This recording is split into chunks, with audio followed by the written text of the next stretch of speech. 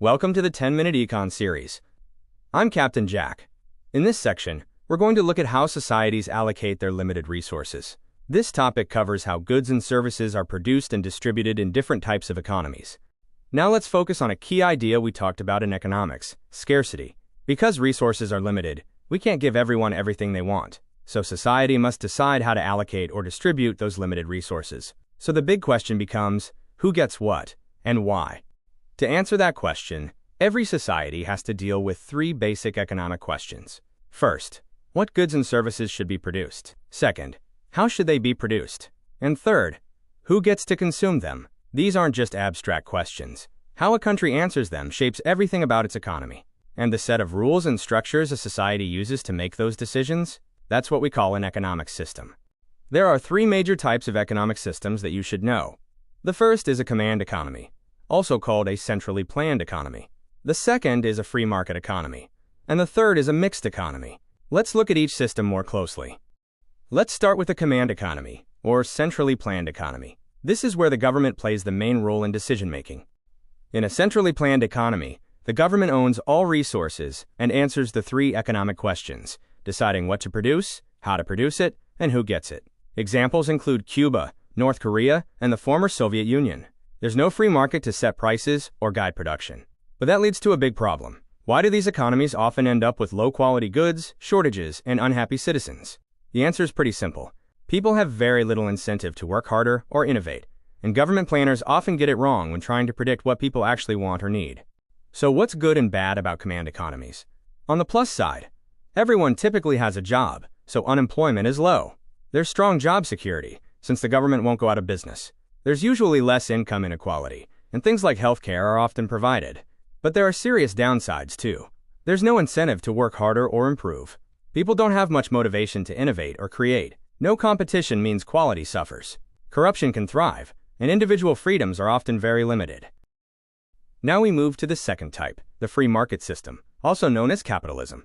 This is a system where decisions are made by individuals and businesses, with little to no government involvement. Let's break down how it works.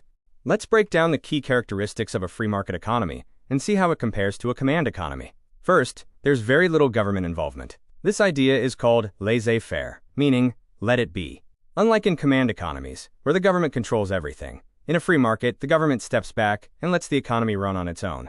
Second, individuals, not the government, own the resources. They get to answer the three economic questions for themselves: what to produce, how to produce, and who to produce for. That's a major shift from centrally planned economies. Third, people are driven by the incentive to earn profit. This creates a strong motivation to work efficiently and produce high-quality goods.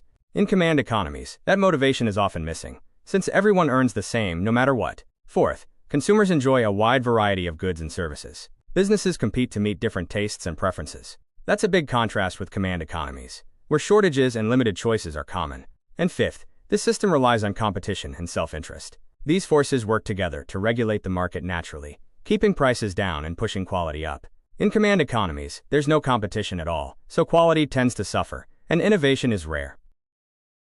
Let's see how the free market works with a simple example. Let's say consumers want smartphones, and only one company makes them. First, other companies see the profit opportunity, so they start making smartphones too. Then, this increases competition, which brings lower prices, better quality, and more variety. Finally, producers respond to what people want, because in a free market, resources follow profits. The end result? Consumers get what they want, at the lowest prices and highest quality, without government planning. Now compare that to a command economy. Same situation, people want smartphones. But in this system, other companies aren't allowed to produce them.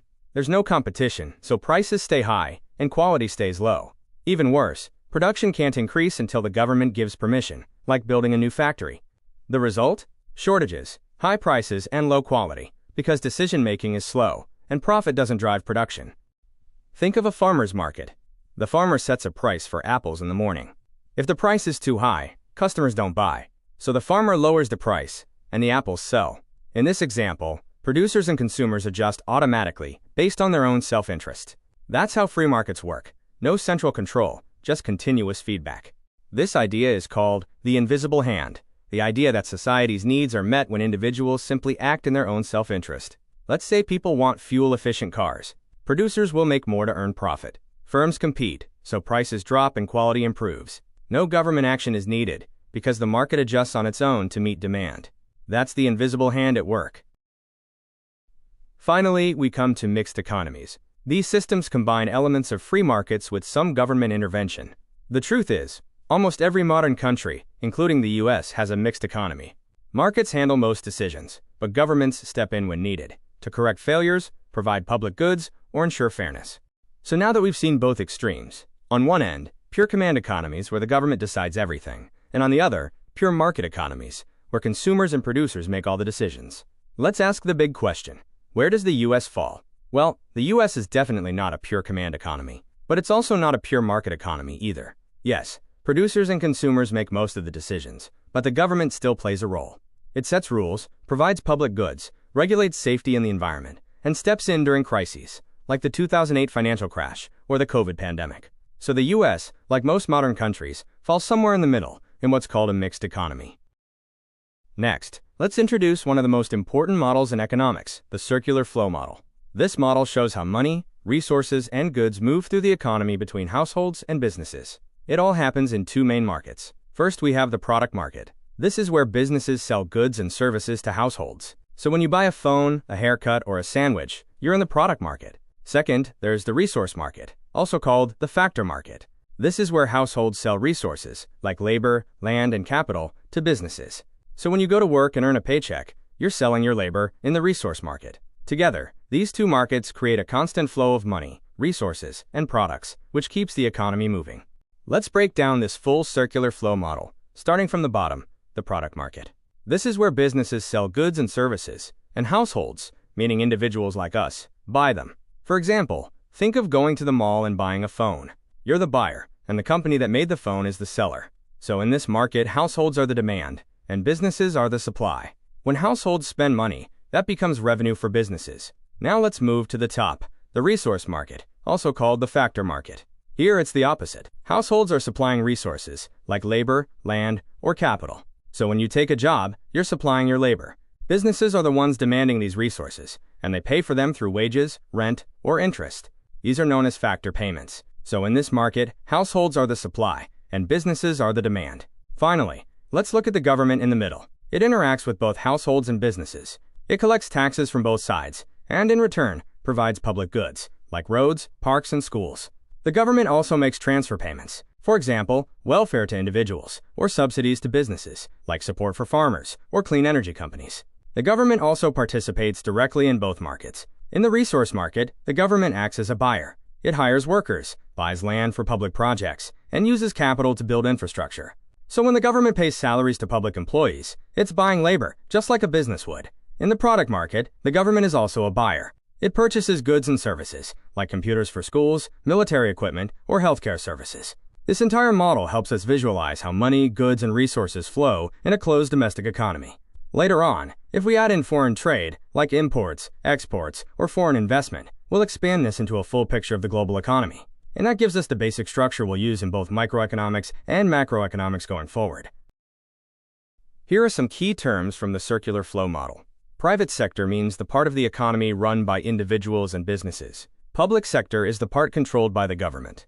Factor payments are what businesses pay for resources, like wages for labor, rent for land, and interest for capital. Transfer payments are when the government gives money to people, like welfare or social security, without expecting work in return. And subsidies are payments the government gives to businesses, usually to support certain industries. These terms help explain how money moves between households, businesses, and the government. Alright, so that brings us to the end of this lesson. To help you review, I'll leave you with some practice questions at the end of this video. The questions won't stay on the screen for very long, so make sure to pause the video and read them carefully.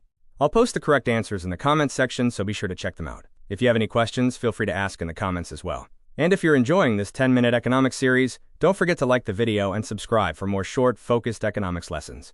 Alright, this is Captain Jack, and I'll see you in the next one.